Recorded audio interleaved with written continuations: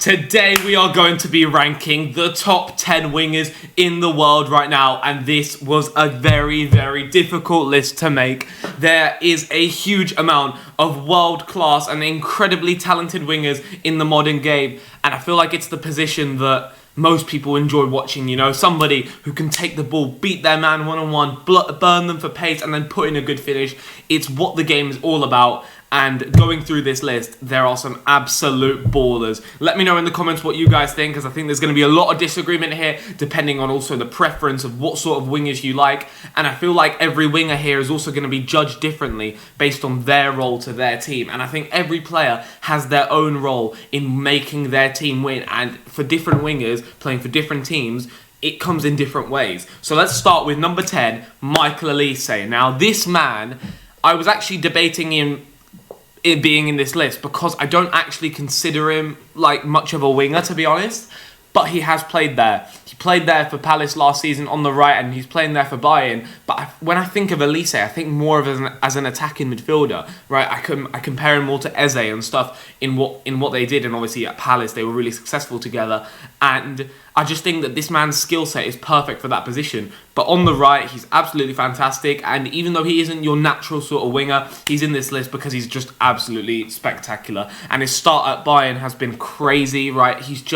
The way he's just fit into that Vincent Kompany side is ridiculous. The things that this guy can do, right? I think technically he's one of the best, right? One of the best wingers on this list in terms of his passing, his creativity, his goal scoring as well. Like, his finishing's really good. He's got a really nice long shot on him as well. I mean, we've seen him score free kicks at Palace in the Premier League, and he's just got everything you want, right? He can beat his man as well. I really, really like Olise. Still very young, of course, and I think France, to manage to get into play for their national team rather than England, is going to be a big win. Still only 22, he's got a big future ahead of him, and he's number 10 on this list. Number 9, this one's going to be controversial. I've got Lionel Messi.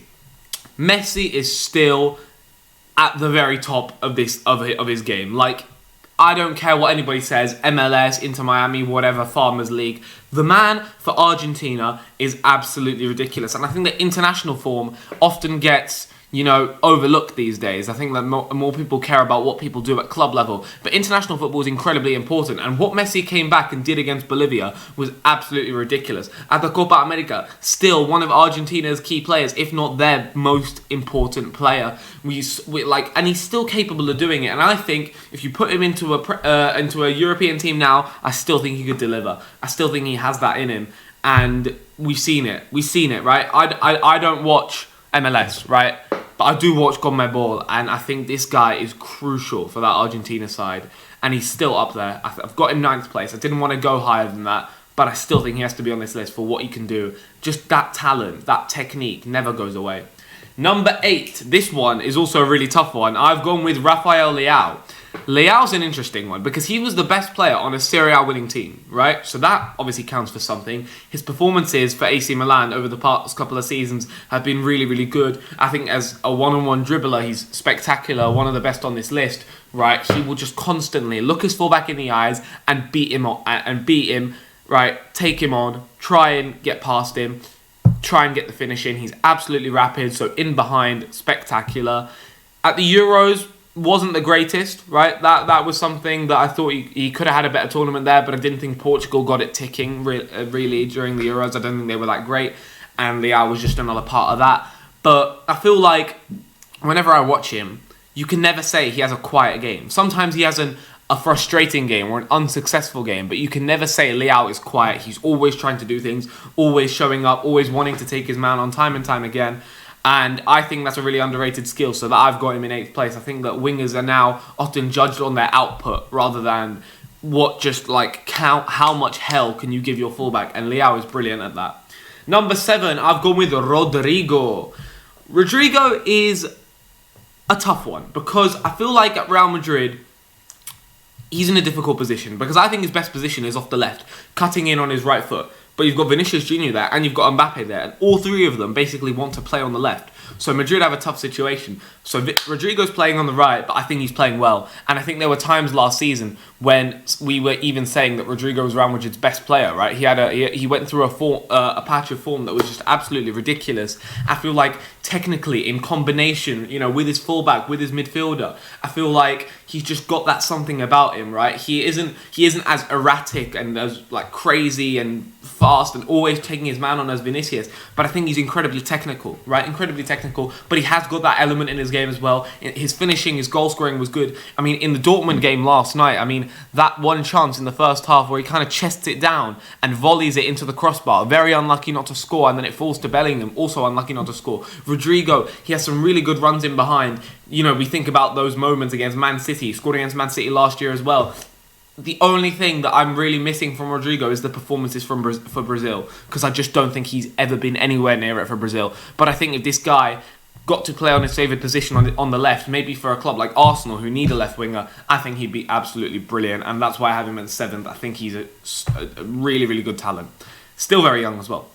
Number 6, talking about young, Lamine Yamal. I was debating where to put Yamal on this list because I could have easily put him higher, because I think that talent-wise, he's might be probably the best on this list, right? I have never seen anything like this, right? I wasn't old enough to watch Messi at 16, right? But what Yamal is doing at his age is ridiculous. The Euros that he had, the season last year for Barcelona, and the season this year, what he's having now. Like, it's crazy. The game against Monaco in the Champions League, 1-0 down with 10 men. I know it didn't go their way, but guess who grabs it by the scruff of the neck? Yamal. The way the ball goes over to him, he shoves the defender out of the way, cuts it in on his left, and beautifully finishes it into the bottom corner. He's just so... I love watching Yamal as well. He's just something like he reminds you of some of the best to have done it in the older generations. He's a player that really constantly will do everything to give hell to his fullback, but then cut in and produce a really, really good shot on him. His cross, his delivery is very good as well. He's got 4 goals, 6 assists in La Liga already. To be getting the numbers at this young age is scary. The levels that this guy will go to is unbelievable. I didn't want to put him higher because obviously we have a small sample size because he hasn't been doing it for that long, but I think this guy is ridiculously good, and maybe even like the best right winger in the world. He could possibly be that. I just think he's unbelievable, right? And the goals that he's scoring as well. I mean, his shots from outside the box, right? Like that, those curlers, like when there's a real beauty in doing that, and the fact that he can do it and he pulls it off so many times. The goal against France, it's crazy. I could go talk about Yamal for ages, right? I absolutely love him. Number 5, Colombia. He's from Barrancas and he plays for Liverpool.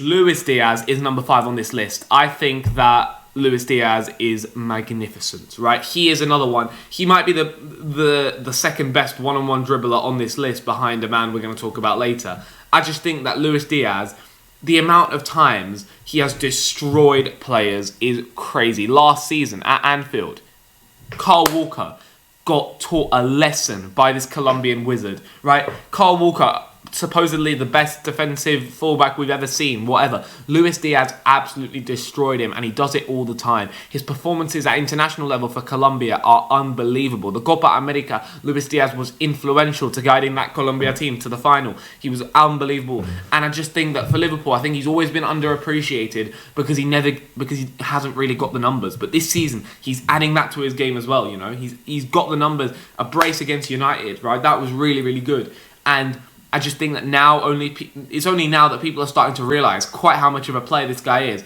because he's getting the numbers. But those who watch Luis Diaz know how good he can be, right? I know he could be frustrating at times, but I'm sorry, some of the things that he does and his chance creation as well, he will just cause absolute chaos. He's another one. You can't accuse him of having a quiet game. It just doesn't happen, right? Very rarely does Diaz have a quiet game. He's always there, always doing something.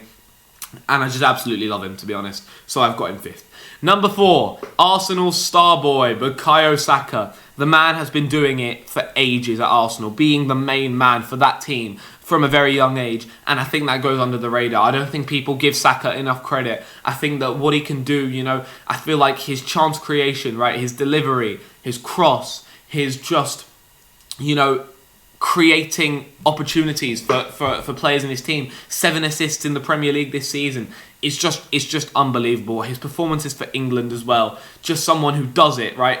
Compared to like Foden, who sometimes we say, obviously, Premier League Player of the Year. Sometimes we compare those two. Saka does it for England at international level. And I just don't really know what he's missing. His numbers are ridiculous, right? Every single season he will get those. Obviously, they're not Salah levels. We're going to talk about him later. But they're really, really good for the age that he is. And I think this guy, he's only improving. Every season he's going up and up and up. And I feel like he's often underrated in these conversations. I think he's very good. And it was close between him, Diaz, and Yamal. Those three were interchangeable. I think those are all, like, they all sit at the same table. And I think it was interchangeable between them. Maybe you could say Rodrigo's with them as well. I think it was tough to rank them. But now the top three. I think the top three are a level above these guys. And I think the top three all sit at their own table. And it was incredibly interchangeable between this top three. It could have been in any order. But in third place, it's my Egyptian king. It's Mohamed Salah.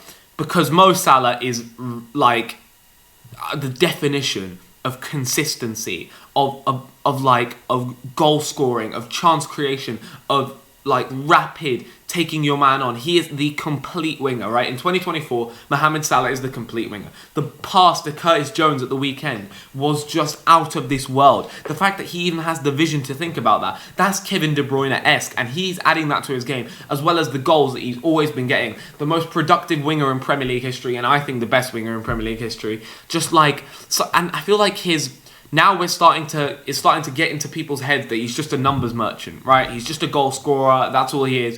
But those who watch Mo Salah know how much of a nightmare it is to defend him. Everything that he does, right? Like in combination, his like short passing or whatever, like quick movement. Like what else do you want from a winger? Mo Salah gives you everything.